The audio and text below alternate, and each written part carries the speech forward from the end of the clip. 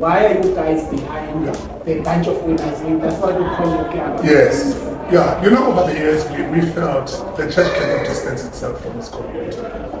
Community is organizing something time and again, but the body of Christ, we are always far away from that. And we felt as a church, no, we need to participate and be a part of a solution in this country. You cannot stumble to your future, but you create the future that you want.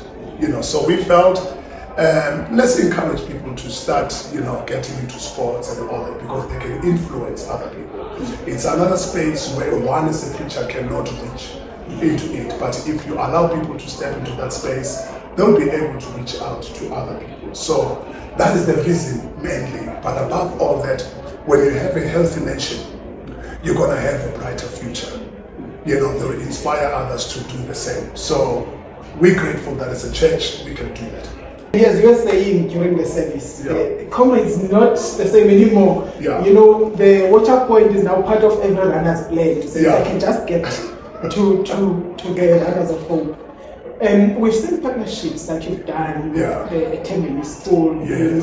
We see that is growing. You are now, more involved with that school. Yeah. What does it take from a logistical point of view, from a finance point of view, to put resources towards such initiatives? Yeah, fortunately we have trained our people and even this church to say it is not about money. The value of a life and the value of a soul must always be at the top. Don't count how much you spend, but you must always see the value, of a life. And I think that has been our motto. So we are investing a lot of money into that, and we're not counting how many thousands, because we just want those kids to know that they are being loved. And our people in this church, they understand the same. So yes, in terms of logistics, there'll be a transport even this year, and next week that goes in there. We encourage guys, go there a day before, renovate the place, paint, and let's check what is it. Already we have a team that also check this year what is it that they need, and they begin to do that. Once again, we are saying to people, you build the future that you want. You don't stumble into that by doing good, and that's how you'll be remembered with the good that you do. What we normally do as runners is to just shake the kids' hands, high five them, maybe leave a cap or something.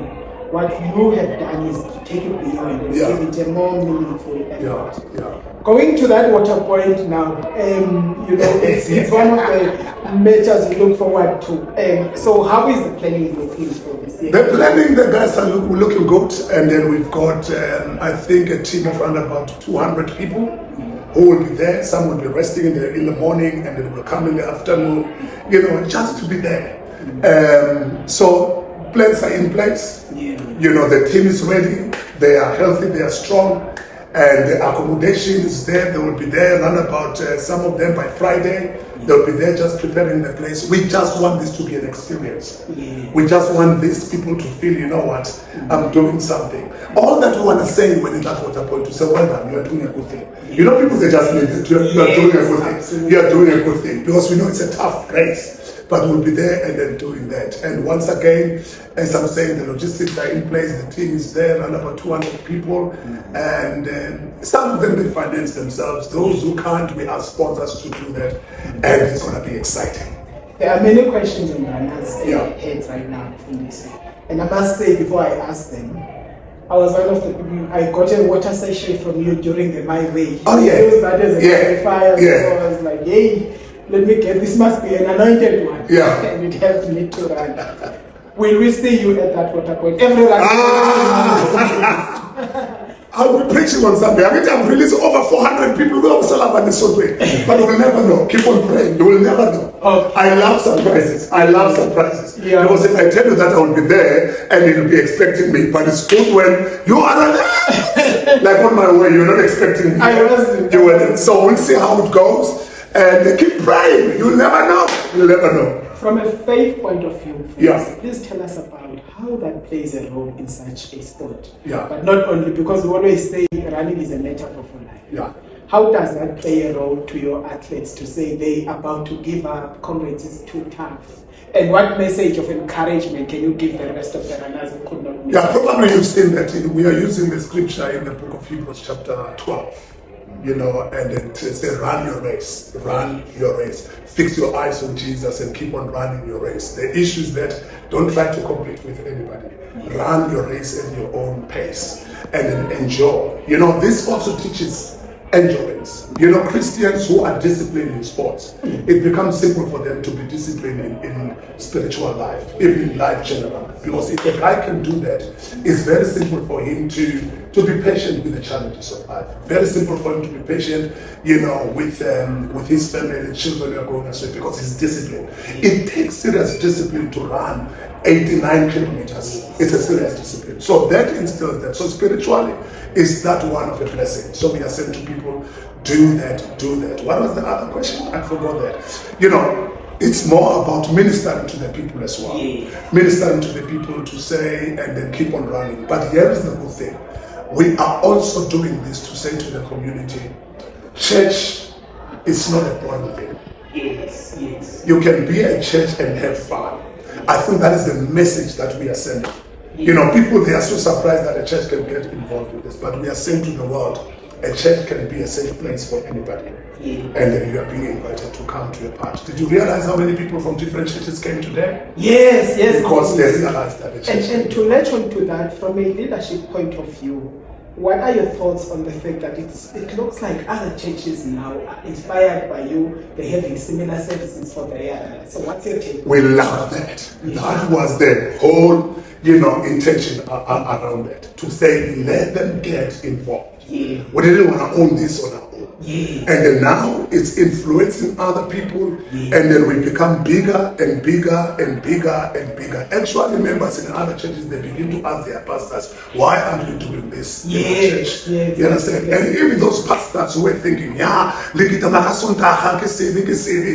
then when they see us, me blessing them, they realize, and wow, there's nothing wrong here. And then to us, it's benefited us. And we saw a lot of people coming to church because we've sacrificed that Sunday. So we want more pastors and more churches to be able to do this. You're touching on a very important aspect of this. The balance between running, which is mostly done on Sundays, and the church. I see that here you have many services to accommodate that. How does that make sure that, you know, your runners get to run and stack up the mileage while, you know, eating spiritual? That is what we do. You know, create many pots for your people. Create many pots, you know, to use. Don't just cook people with one pot. There are many pots that you can use. When you cook a meal, you use different pots. You understand? And you choose. You have a breakfast, you've got lunch, you've got supper. So there are people who would come for breakfast, they won't come for lunch. And all. So what we have done, we said, we've got 3 services. You can still go run in the morning. There's no problem. There's no sin in that. You understand? And then you can attend your 3rd service. I mean, you do that. So we always bring balance. We say, don't neglect your church because now we are into this. But don't neglect your health as well because you are in this matter. You know. So one last question before, yes, before we let you go. When are we seeing you on the start? I know last year your fees, your third. You know, actually, I was ready in 2020. 2020, I was ready to run in Comrade. And you know what happened? COVID happened. COVID happened, and that messed me up big time. But it is something that is in one of those boxes that I must still take. You know, so I'm not going to say next year, I'm not going to say that other year, but very soon I'll be doing this in my heart and to do Comrade.